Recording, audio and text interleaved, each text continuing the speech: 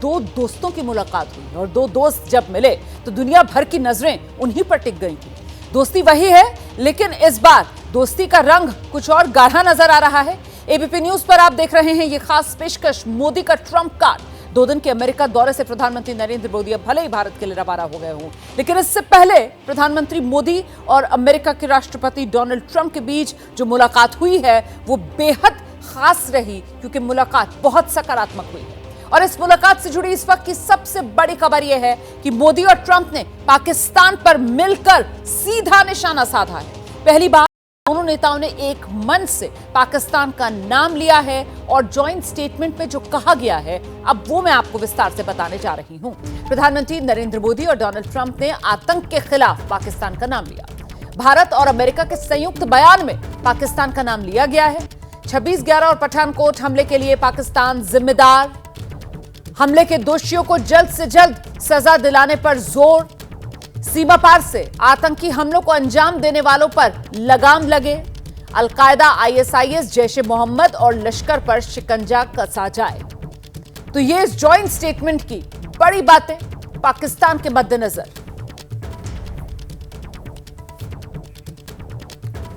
तो मोदी और ट्रंप ने आतंकवाद के खिलाफ कटघरे में पाकिस्तान को खड़ा किया है। आतंकवाद का सिरमौर पाकिस्तान, ये इस जॉइंट स्टेटमेंट के जरिए दुनिया भर में संदेश गया है। और यकीनन इस जॉइंट स्टेटमेंट के बाद पाकिस्तान दुनिया की नजरों में और घिरता हुआ और बेनकाब होता हुआ नजर आ रहा है। और साथ ही साथ इस जॉइंट स्टेटमेंट के बाद आतंकवाद के खिलाफ जो लड़ाई की प्रतिबद्धता है, साझा लड़ाई की, वो यहां पर और ज्यादा रेखांकित होती हुई नजर आ रही है। हम सीधे आपको लेकर चलेंगे। हमारे साथ इस वक्त हमारे सहयोगी विशाल पांडे जुड़ रहे हैं सीधे वॉशिंग्टन से, और साथ ही आप देख रहे हैं पूर्व राजदूत दीपक वोरा सर हमारे साथ लगातार बने हुए हैं इस बड़ी कवरेज में। जरा पहले विशाल का रुख करेंगे और विशाल से समझते हैं, विशाल, जॉइंट स्टेटमेंट और इस जॉइंट स्टेटमेंट में जिसमें ये माना जाता है कि जो कूटनीति के जानकार हैं वो बताते हैं कि एक एक शब्द जो है वो बेहद तोल मोल कर लिखा जाता है, हर बात को खूब अच्छी तरीके से परखा जाता है और फिर उसको मेंशन किया जाता है। और ऐसे में जॉइंट स्टेटमेंट और जॉइंट स्टेटमेंट में बाकायदा पाकिस्तान का नाम, पाकिस्तान का जिक्र, ये तो बहुत बड़ी खबर हो जाती है विशाल। बिल्कुल, देखिए यहाँ पर पाकिस्तान को कटघरे में खड़ा किया गया है। भारत और अमेरिका की तरफ से जो जॉइंट स्टेटमेंट जारी किया गया है और ख़ास तौर पर पाकिस्तान को यह बताया गया है कि अपनी टेरिटरी का इस्तेमाल आतंकवादियों के द्वारा ना करने दिया जाए, ये साफ तौर से इसमें कहा गया है। और ये भी लिखा गया है कि 26/11 मुंबई हमले और पठानकोट हमले के जो दोषी हैं उन पर पाकिस्तान कार्रवाई करे। और इसके अलावा ये लिखा गया है कि ये इंश्योर करे पाकिस्तान की जो उसकी टेरिटरी है वो आतंकवादियों के द्वारा इस्तेमाल नहीं की जाएगी। और इसके साथ ही अलकायदा, आईएसआईएस, जैश ए मोहम्मद और लश्कर ए तैयबा का नाम भी जॉइंट स्टेटमेंट में लिखा गया है, जिसमें कहा गया है कि इनके खिलाफ जो भारत और अमेरिका का सहयोग है उसे और ज्यादा मजबूत किया जाएगा। तो ये भारत की तरफ से एक बड़ी कूटनीतिक जीत भी कही जा सकती है कि अमेरिका की तरफ से जो संयुक्त बयान भारत और अमेरिका का जारी किया गया उसमें पाकिस्तान को आतंकवाद के लिए सीधे तौर पर कटघरे में खड़ा किया गया है। पठानकोट हमले और मुंबई हमले के दोषियों के खिलाफ यहां पर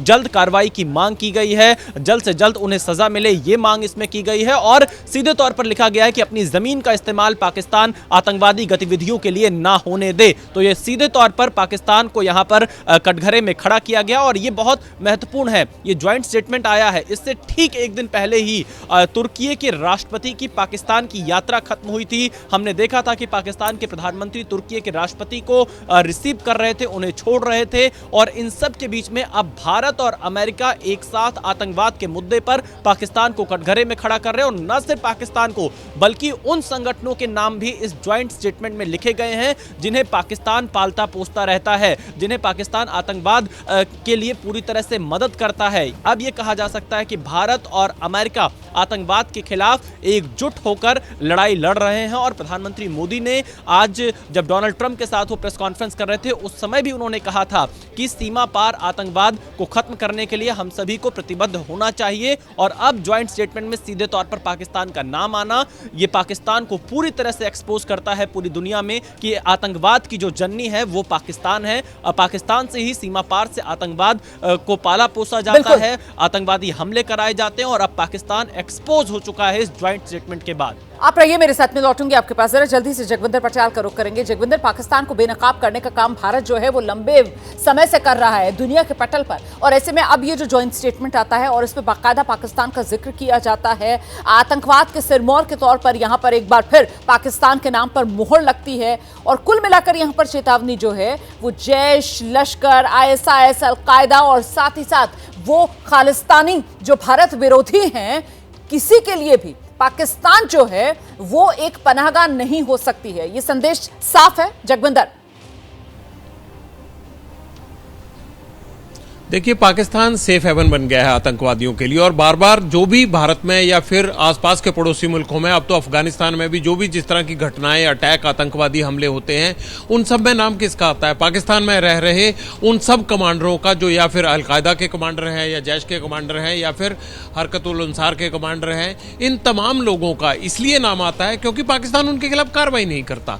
यही बात अमेरिका को पूरी तरह से कन्विंस की गई होगी कि भारत तरक्की के रास्ते पर आगे बढ़ रहा है, लेकिन कुछ खालिस्तानी एलिमेंट और पाकिस्तान और ISI मिलकर जिस तरह से भारत के अमन चैन को खराब करते हैं, उसके रास्ते में रोड़ा अटकाते हैं, उसका ध्यान भटकाते हैं और वहां पर लॉ एंड ऑर्डर की प्रॉब्लम क्रिएट करते हैं, आंतरिक सुरक्षा को खतरा पैदा करते हैं। जब तक पाकिस्तान इन लोगों के खिलाफ कार्रवाई नहीं करेगा तब तक ये अपनी हरकतों से बाज नहीं आएंगे, और पाकिस्तान इनके खिलाफ कार्रवाई करने की बजाय इनको उकसाता है।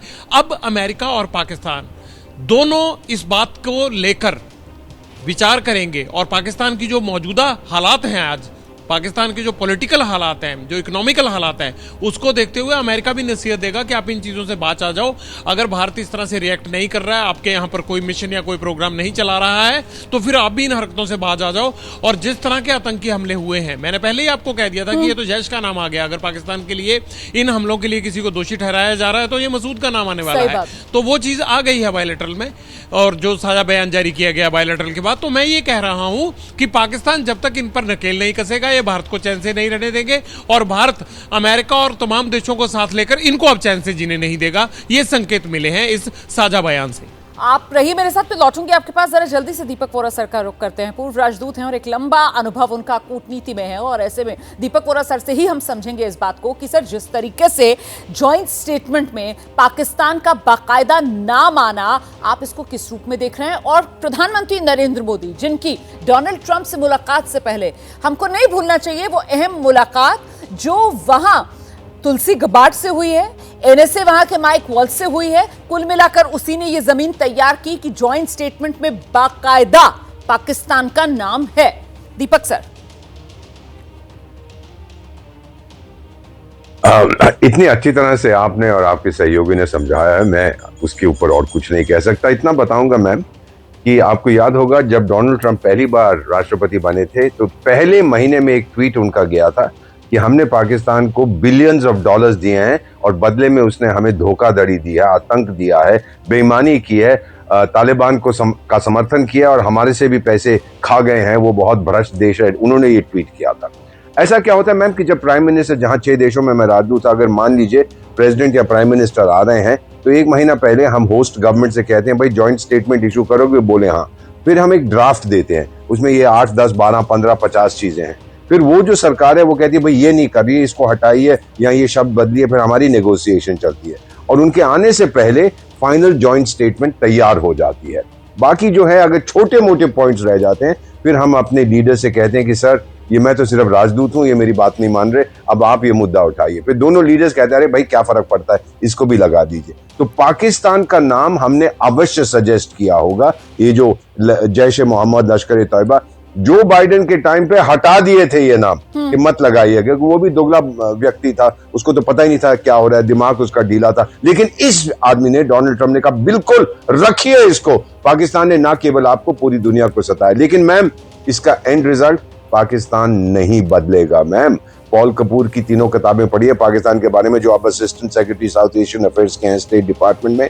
उन्होंने कहा है कि इसने इतनी गलत चॉइसेस की हैं कि ये आत्महत्या के रूट पे निकल चुका है पाकिस्तान। इसको वापस लाना अब मुमकिन नहीं है, ये बदलेगा नहीं। मैम बिल्कुल सर, जो बदलते नहीं है सर, जो झुकते नहीं है वो फिर जड़ से उखड़ते हैं। और क्या इसी डेस्टिनी की ओर पाकिस्तान आगे बढ़ रहा है, अब ये भी देखना होगा।